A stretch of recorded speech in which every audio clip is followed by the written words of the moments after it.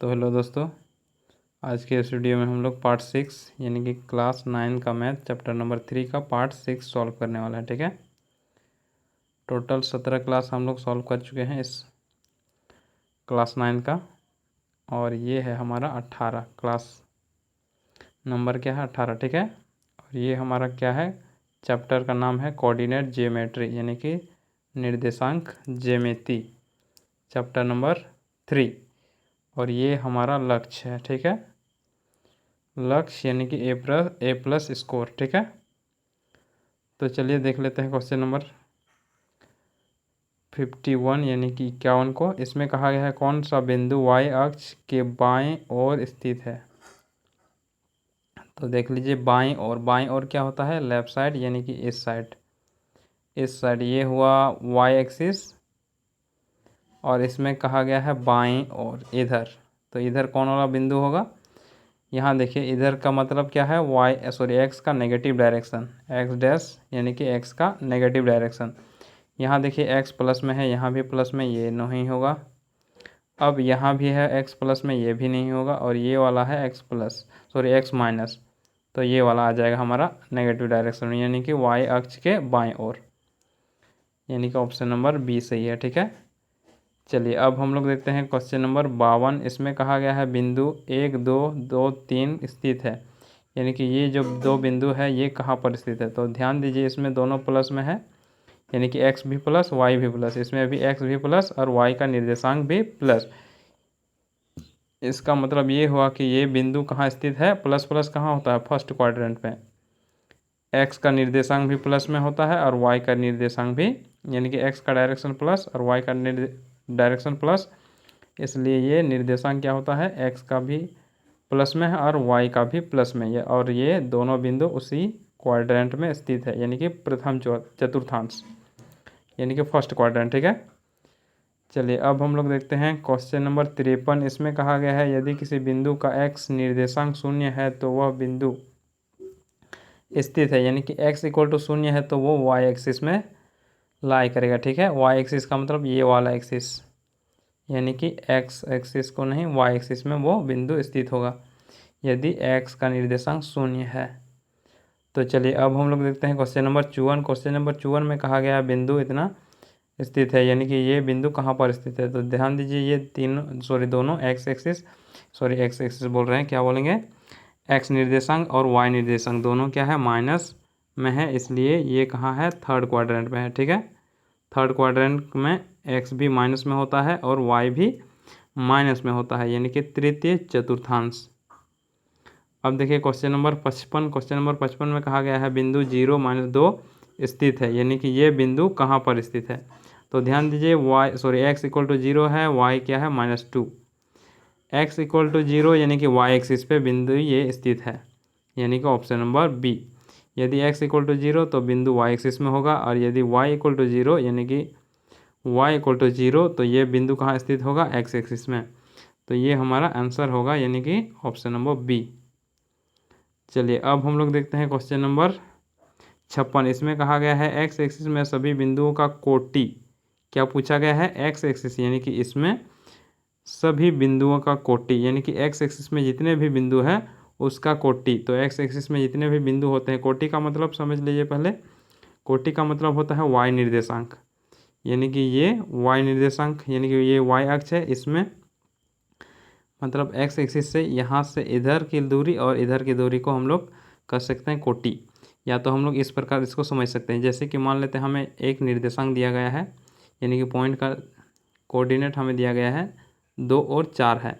तो इसमें हम लोग देखें तो कोटि क्या है, कोटि 4 है, यानी कि बी का जगह बी बोल रहे हैं, वाई का जगह जितना, मतलब वाई का मान जितना होगा उसी को हम लोग कोटि कहेंगे, और एक्स का मान को हम लोग कहते हैं भुज। ठीक है, तो इसमें कहा गया है एक्स अक्ष में सभी बिंदुओं का कोटि, यानी कि एक्स अक्ष में जो बिंदु है उसका कोटि।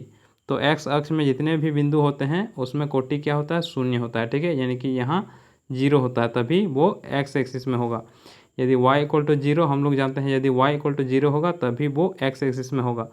और इसमें कहा गया है यदि एक्स एक्सिस में बिंदु है तो वो कोटि क्या होगा, उसका 0 होगा। ठीक है, चलिए अब हम लोग बढ़ते हैं क्वेश्चन नंबर 57।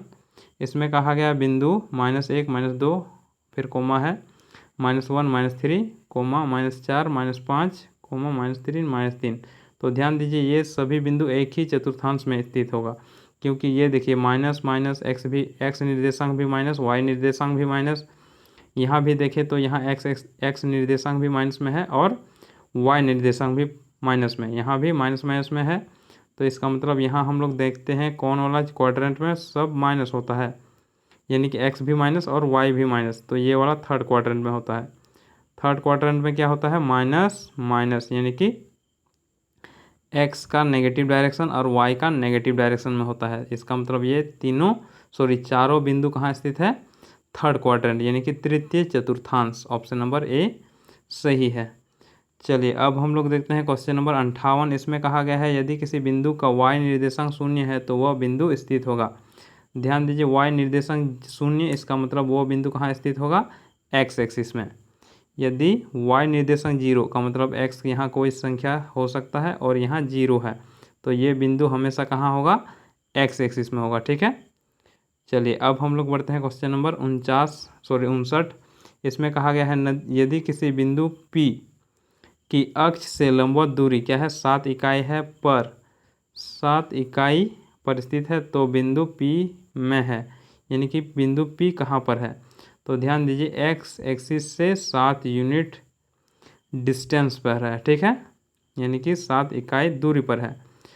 तो 7 इकाई दूरी, तो देख लीजिए यदि किसी बिंदु एक्स एक्सिस से 7 इकाई दूरी पर है, तो यहाँ मान लेते हैं ये है एक्स एक्सिस, इसके 7 इकाई दूरी, 7 इकाई दूरी का मतलब इससे एक्स एक्सिस से 7 इकाई, यानी कि ये इधर हो सकता है 7 इकाई या इधर हो सकता है, मतलब ऊपर तरफ हो सकता है या नीचे तरफ 7 हो सकता है ये। ठीक है, यानी कि ऊपर या तो नीचे इधर भी हो सकता है और ऊपर भी। तो इसमें कहा गया है वाई निर्देशांक, यानी कि ये जो बिंदु है ये 7, इसमें कहा गया बिंदु P कहाँ स्थित है, तो ये जो बिंदु है वो कहाँ स्थित है, या तो ये y का निर्देशांक 7 या माइनस, सिर्फ हमें पूछा गया है y का निर्देशांक। ठीक है, तो y का निर्देशांक क्या हो सकता है, 7 या -7। तो y का निर्देशांक 7 या -7 हो सकता है, तो ये सही है और यही सही है। ठीक है, और इसमें कहा गया है केवल 7, तो केवल 7 के लिए हमें सिर्फ मिलेगा इधर वाला। ठीक है, यानी कि इधर का मतलब ये 7 के लिए। ठीक है, यानी कि y = 7 के लिए हमें ये वाला सिर्फ मिलेगा, लेकिन हमें पूछा गया लंबवत दूरी 7 इकाई है, ये हमें नहीं पूछा गया है कि ये नेगेटिव डायरेक्शन में है या पॉजिटिव डायरेक्शन में है। तो इसलिए यही वाला सही होगा, क्योंकि ये सिर्फ धनात्मक दिशा के लिए, y का धनात्मक दिशा के लिए ये सही है। अब उसी प्रकार ये y का ऋणात्मक दिशा के लिए सही है, ऑप्शन नंबर सी। और ये क्या है, निर्देशांक केवल -7, x का निर्देशांक -7, x का लंबवत दूरी है यहाँ से यहाँ तक, तो x का निर्देशांक -7 नहीं हो सकता। ठीक है, यानी कि ऑप्शन नंबर ए ही सही होगा। चलिए अब हम लोग देखते हैं क्वेश्चन नंबर 60। इसमें कहा गया है ग्राफ पेपर पर बिंदु, ये जो बिंदु है और निरूपित किया गया है तो तीसरे चतुर्थांश में स्थित है, यानी कि इनमें से कौन सा बिंदु तीसरे चतुर्थांश पर स्थित है। ठीक है, तो कौन सा बिंदु तीसरे चतुर्थांश पर स्थित है, देख लीजिए तीसरे चतुर्थांश में क्या होता है, सभी माइनस में होते हैं। ठीक है, तो ये वाला ये तो नहीं होगा, P भी नहीं होगा, Q भी नहीं होगा और T भी नहीं होगा, तो क्या होगा, ऑप्शन नंबर सी होगा। ठीक है, यानी कि R क्या है, माइनस में, x का निर्देशांक और y का निर्देशांक भी माइनस में है, इसलिए ये कहाँ होगा, तीसरे चतुर्थांश में होगा, यानी कि तृतीय चतुर्थांश। तो आज की क्लास पे यहीं पे समाप्त करते हैं। हम लोग सॉल्व किए इसमें टोटल 10 क्वेश्चन।